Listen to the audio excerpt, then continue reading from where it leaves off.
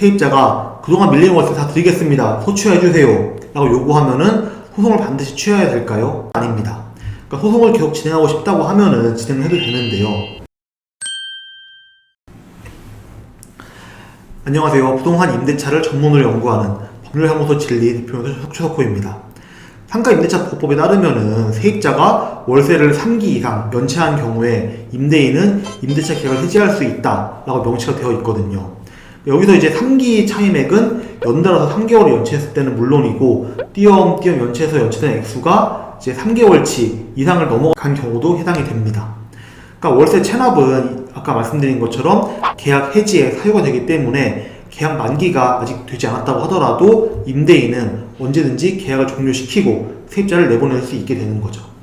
대부분의 세입자가 월세를 체납하는 경우는 이제 경제 사정이 어려워져가지고 높은 금액의 월세를 제때 지급할 수 없는 경우가 대부분인데, 이제 이러한 상황이 지속되다 보면은 조금이라도 지급하던 월세조차 지급하지 않고 버티는 경우도 상당히 많이 발생을 합니다. 하지만 임대인은 새로운 세입자를 바로 구하자니 또 이제 새로운 세입자 계약도 해야 되고 내보내는 절차도 필요하고 다시 이사하는 것도 있다 보니까 좀 번거로운 게 있죠. 그러다 보니까 현 세입자를 설득해가지고 어떻게든 월세를 받아내는 것이 더 편하기도 하고 효율적이기 때문에 일단은 기존 임차인과 최대한 대화를 나누면서 어떻게든 월세를 받아내려고 할 가능성이 높습니다. 근데 이제 세입자의 사정이 더 안 좋아진다 라고 하면은 그 임차인 중에서는 연락을 두절하고 연락을 안 받는 경우도 많이 발생을 하거든요.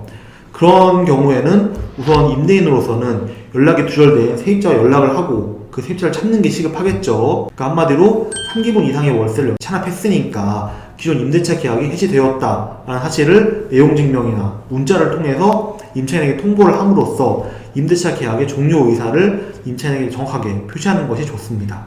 근데 이제 이 이후에도 임차인이 별 반응이 없다. 그때는 용도소송, 즉 법원의 힘을 빌려서 사건을 해결을 해야겠죠.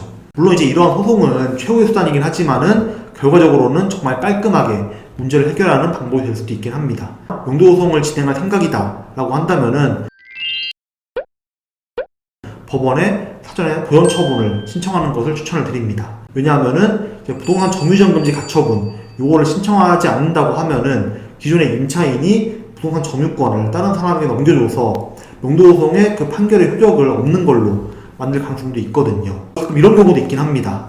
그러니까 세입자가 하도 연락이 안 돼가지고 찾다 보니까 이제 이미 세입자가 다른 범죄로 인해서 구치소에 들어가 있다. 이런 경우에는 폭발 장소를 그 세입자가 들어가 있는 구치소로 정하고 보내야 소송을 문제없이 진행할 수 있을 것 같습니다. 또 이제 많이 발생하는 상황 중에 하나가 세입자가 밀린 월세를 내겠습니다, 소송을 취하해주세요 라고 요구하는 경우도 있습니다.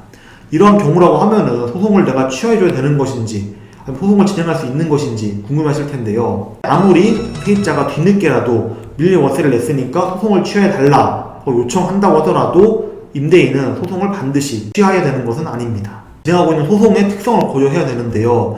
왜냐하면은 임대인이 진행하고 있는 명도소송은 이미 이제 계약이 해지되었고 근데 그 이후에도 임차인이 건물을 점유하고 있기 때문에 이제 이 건물을 인도받기 위해서 제기한 소송이죠. 한마디로 전제가 임대인이 임차인을 상대로 계약을 해지했기 때문에 이미 세입자가 월세를 3기분 이상 연체하고 임대인이 계약을 해지하겠다는 의사표시를 표시한 이상에는 이제 월세를 받는다고 해도 계약 해지 사실이 사라지는 건 아니거든요. 그러니까 그렇기 때문에 강하게 마음을 먹고 끝까지 내보내려고 한다라는 임대인도 있는 반면에 또 반대로 어떤 임대인은 그래도 일단 밀린 월세를 내고 했으니까 한 번 더 임차인을 믿어보자 라고 하면서 소송을 취하는 것도 일단 가능하긴 합니다. 근데 이제 한 번 밀린 적이 있는 만큼 앞으로 또 임차인 사정이 좀 악화되거나 또 다른 이유로 인해서 연체가 다시 발생할 가능성도 있겠죠. 그렇기 때문에 임대인은 바로 이제 소를 취하기보다는 또 일어날 수 있는 월세 연체를 방지하기 위해서 명도소송 자체는 취하지 않으면서 향후 또 이제 연체가 될 경우